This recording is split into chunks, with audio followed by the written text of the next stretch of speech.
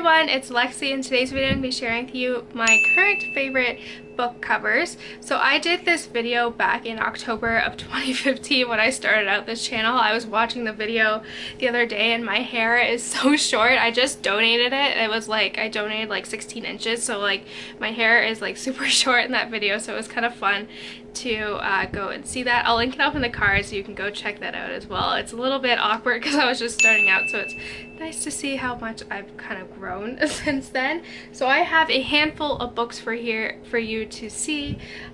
These are ones that I did not include in the last one, so yeah, without further ado, let's get started. So the first book is one that isn't released yet, and it comes out next month, and it is I Know a Secret by Tess Gerritsen, and this is the next book within the Rowling and Isle series, which is probably one of my favorite series of all time. I love just kind of how dark and mysterious this cover is. When I saw it, I was like, oh, that's gonna be good. So I like kind of how the sky in the picture and just how eerie it is, so I'm interested to see. I haven't even read the plot yet because I don't want to know. I just want to go into it blind because like that's how I am with those books for some reason. But yeah, I'm really excited for this book to come out next month. Like, I'm counting down the days because I think it's a month. I'm filming this on the 12th and I think it's a month today, so this next book is probably one of my all-time favorite books, and I just got the hardcover edition of this one a couple of years ago, and it is Codename Verity by Elizabeth Wine.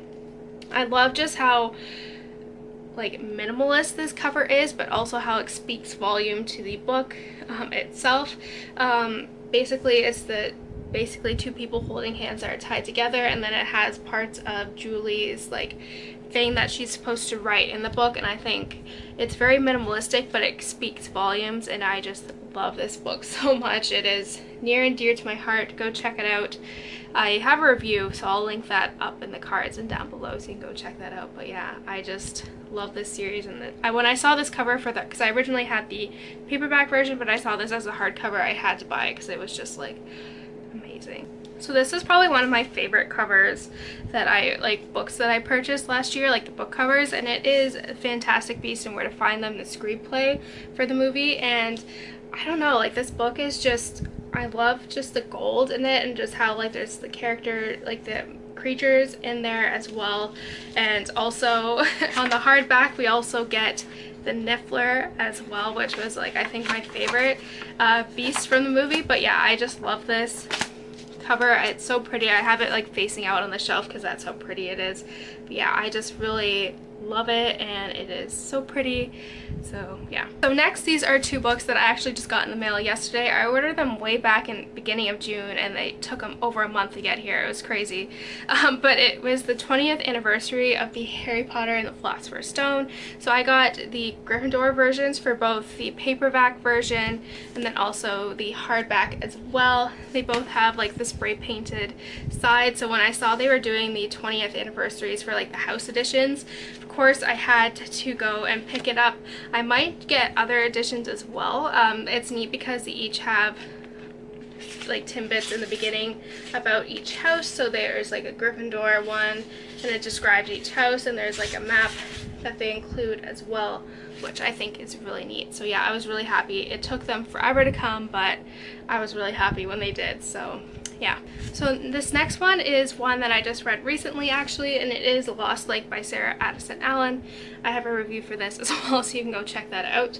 But yeah, I really love this cover. Like, they have like these little, like, I don't know, they're like the Chinese like lanterns almost, but different colors, and like the forest, and how it like, I like how it starts from dark, and then there's like the little, I guess it's more of like, I guess I originally thought it was like a river, but now it's just a road. But I just really think it's so pretty. It's simplistic, but it complements the story very well. I just love it. It's such a pretty cover. So this also is a book that I read earlier this year, and it is Still Life by Louise Penny. I love this book, but basically the storyline is it follows Inspector Gamache, who lives in Quebec, and on Canadian Thanksgiving in October he's called to the small town of Three Pines, where an elderly woman who's very loved in the community is shot dead, and they think it might be a fluke hunting accident, but it's not. But basically what I like about this book is how it is a still life basically, but then in the window here there is a bullet hole, which I think is just with like a cracked window, which I love, and I think this really is a good representation of the novel. It is so good. So if you're looking to get into the crime genre, go check this series out. It is so good, and I love this cover. It's very eerie, but it's really neat as well. So next I have The Invasion of the Tearling by Erika Johansen. The first book in this series was actually in my first favorite book covers, but I really like this one as well. It does still have that same buttery feeling that the first book had, and then also kind of like this embroidery kind of detailing on the sides, but I really like how it shows kind of Kelsey looking out into the Tearling, and just kind of the contrast, how it gets dark, you know, light, and then kind of stormy. I really love this cover, and they did such a good job with the books in this series, just kind of the covers. But yeah, this one is really good. I'm not sure if I like the first one or this one better. I can't tell, but they're both very beautiful. Next I have Heartless by Marissa Meyer. I really loved how simple this is, but also how it also speaks true to the book, and just how it has so much meaning to it.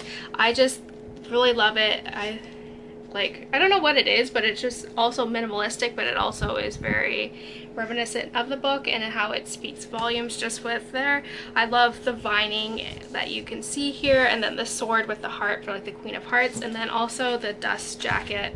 It also has like this like checkered pattern there as well, so it was really neat. I got a lot of compliments while reading the book because people were really interested. But yeah, I love this book so much. It was so good. I loved it, and I think the cover matches the inside, so yeah.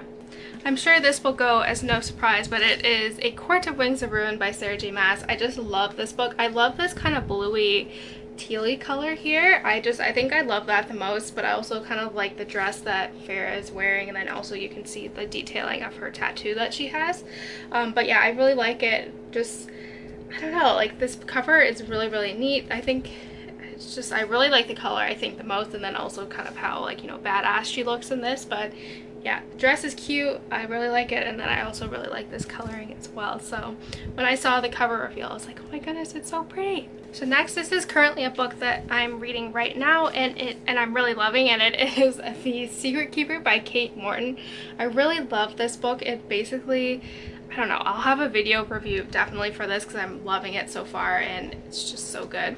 But basically, I love just kind of how it shows the farmhouse where the story kind of takes place and unfolds, and just like the sky, and then also kind of like this etching here as well. I really want to try to take this off, but I painted my nails, so I don't want to ruin my nails, but I'll get that off eventually for the half price. But I love this cover. I love kind of like the purpley pink thing, the sky, and then also the back is neat as well because it kind of shows, it's basically like a panorama of this store or of this farm, and it's just really neat, and I love it. So for the last of the hardbacks of this, I have Lilac Girls by Martha Hall Kelly. This is a book that I read last year that has a mix between kind of real events and then historical fiction as well, so they're kind of intertwined as well. But I really love this book, how it shows the three women, and you don't really know when you start out like who these three women are and how they're connected, but like you can, like when you're reading it, you kind of figure out how these three women are connected and just like their closeness, and then also how we have like lilacs here as well. I just really love it. I think it's a really pretty cover.